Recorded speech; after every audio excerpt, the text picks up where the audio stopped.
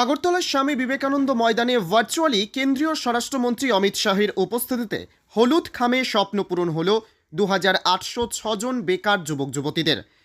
আগরতলার স্বামী বিবেকানন্দ ময়দানে এক অনুষ্ঠানের মাধ্যমে নয়াদিল্লি থেকে ভার্চুয়ালি কেন্দ্রীয় স্বরাষ্ট্রমন্ত্রী অমিত শাহের উপস্থিতিতে হলুদ খামে অফার অফ অ্যাপয়েন্টমেন্ট 2806 জন বেকার যুবক যুবতীদের স্বপ্ন পূরণ করলেন ত্রিপুরার বিজেপি সরকার। হলুদ খামে বেকার যুবক যুবতীদের অফার বন্টন অনুষ্ঠানে নয়াদিল্লি থেকে ভার্চুয়ালি বক্তব্য রাখতে গিয়ে কেন্দ্রীয় স্বরাষ্ট্রমন্ত্রী অমিত শাহ বললেন, ত্রিপুরার মুখ্যমন্ত্রী ডাক্তার মানিক সাহার নেতৃত্বে ভারতের ছোট্ট পার্বত্য ত্রিপুরা রাজ্য দ্রুত উন্নয়ন ও কল্যাণকারী রাজ্য হিসেবে এগিয়ে চলেছে। ত্রিপুরার বর্তমান বিজেপি জোট সরকারের 7 বছরের শাসনকালে বিগত সরকারগুলির 35 বছরের শাসনকালের চাইতে অনেক বেশি উন্নয়ন হয়েছে। উল্লেখ্য, অনুষ্ঠানে ত্রিপুরা স্বাস্থ্য দপ্তরের 369টি ফার্মাসিস্ট ও ল্যাব টেকনিশিয়ান পদে এবং ত্রিপুরা সরকারের 37টি দপ্তরে joint recruitment board of Tripura কর্তৃক 2437টি মাল্টিটাস্কিং স্টাফের অফার অফ অ্যাপয়েন্টমেন্ট বিতরণ করা হয়।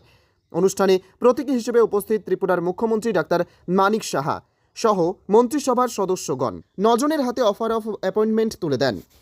नाम से त्रिपुरा को जाना जाता था, आज लैंड लिंक स्टेट के रूप में जाना जाता है और त्रिपुरा के सर्वांगीण विकास के लिए एयरपोर्ट से लेकर रोड से लेकर जल संचय और इरिगेशन के लेकर कई सारे इनिशिएटिव भारत सरकार और त्रिपुरा सरकार ने दिए हैं और सबसे बड़ा काम हुआ है भारतीय जनता पार्टी की सरकार आने के बाद त्रिपुरा से भ्रष्टाचार और अशांति दोनों को मुक्त करने का काम हुआ है। বিভিন্ন দপ্তরে নিয়োগপত্র গ্রহণ করছেন, অফার গ্রহণ করছেন, তাদের সকলকে আমি রাজ্য সরকারের পক্ষ থেকে আন্তরিক শুভেচ্ছা ও অভিনন্দন জানাচ্ছি। আপনাদের কর্মজীবন সুন্দর ও উজ্জ্বল হোক এই প্রত্যাশা রাখছি। আমাদের মাঝে আজকের এই অনুষ্ঠানে ভার্চুয়ালি অংশ নেওয়ার জন্য মাননীয় কেন্দ্রীয় স্বরাষ্ট্রমন্ত্রী শ্রী অমিত শাহজিকে ত্রিপুরাবাসীর পক্ষ থেকে হার্দিক অভিনন্দন জানাচ্ছি।